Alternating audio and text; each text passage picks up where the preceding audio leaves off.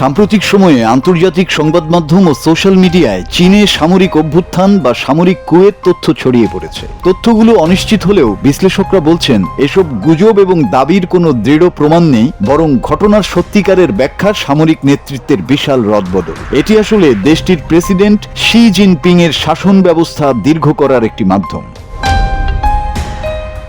গত কয়েক মাসে চীনা সামরিক বাহিনীর শীর্ষ পর্যায়ের বেশ কয়েকজন জেনারেলকে বরখাস্ত বা তদন্তের আওতায় আনা হয়েছে। এর মধ্যে সবচেয়ে আলোচিত নাম জেনারেল ঝাং ইউশিয়া, যিনি ছিলেন চীনা সেনাবাহিনীর সর্বোচ্চ পর্যায়ের কর্মকর্তাদের মধ্যে একজন এবং সেন্ট্রাল মিলিটারি কমিশনের ভাইস চেয়ারম্যান। তাকে শৃঙ্খলা ও আইন ভঙ্গের অভিযোগে তদন্তের আওতায় এনেছে শি জিনপিং এর সরকার।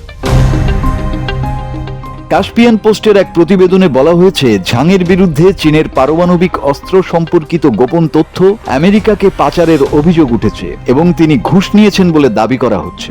এছাড়াও তার বিরুদ্ধে পদোন্নতির বিনিময়ে অর্থ গ্রহণ করার মতো গুরুতর অভিযোগও আছে। যদিও চীনের সরকার এই অভিযোগগুলোকে দুর্নীতির বিরুদ্ধে জিরো টলারেন্স নীতি হিসাবে উপস্থাপন করছে, তবে সরাসরি কোনো সামরিক ইউনিটের পক্ষ থেকে প্রেসিডেন্ট শি জিনপিংকে সরিয়ে দেওয়ার চেষ্টা বা সেনা অভ্যুত্থানের প্রমাণ পাওয়া যায়নি। তাইওয়ান সহ চীনের প্রতিবেশী অনেক দেশও এই পরিবর্তনের দিকে নজর দিচ্ছে।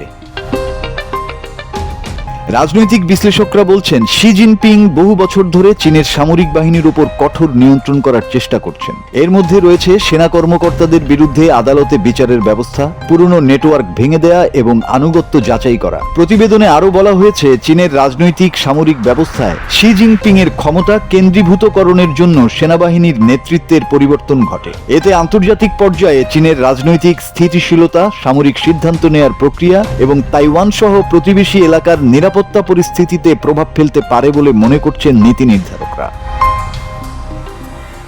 বেইজিং রাজনৈতিক সিদ্ধান্ত গ্রহণের প্রক্রিয়া সাধারণত গোপনীয় রাখে, আর এই কারণে গুজব বা কল্পনার জন্ম দেয়। যদিও এসব বিষয়ে চীনা কর্তৃপক্ষ এখনো কিছু জানায়নি, তবে বিশেষজ্ঞরা বলছেন, ঝাংয়ের মতো অভিজ্ঞ অফিসার হারানো সেনাদের পেশাগত দক্ষতা ও নেতৃত্বে প্রভাব ফেলবে। তাদের মতে উচ্চপদস্থ কর্মকর্তাদের উপর ভয় ও অনিশ্চয়তার কারণে তাইওয়ানের বিরুদ্ধে কোনো বড় সামরিক সিদ্ধান্ত পুরোপুরি শি জিনপিং এর ব্যক্তিগত সিদ্ধান্তের উপর নির্ভর করবে। তার ক্ষমতা কেন্দ্রীভূতকরণ চীনা সেনাবাহিনীর সিদ্ধান্ত গ্রহণে ব্যক্তিগত প্রাধান্য বাড়ানোর পাশাপাশি অভ্যন্তরীণ দ্বন্দ্বের ঝুঁকি তৈরি করবে বলেও সতর্ক করেছেন বিশ্লেষকরা।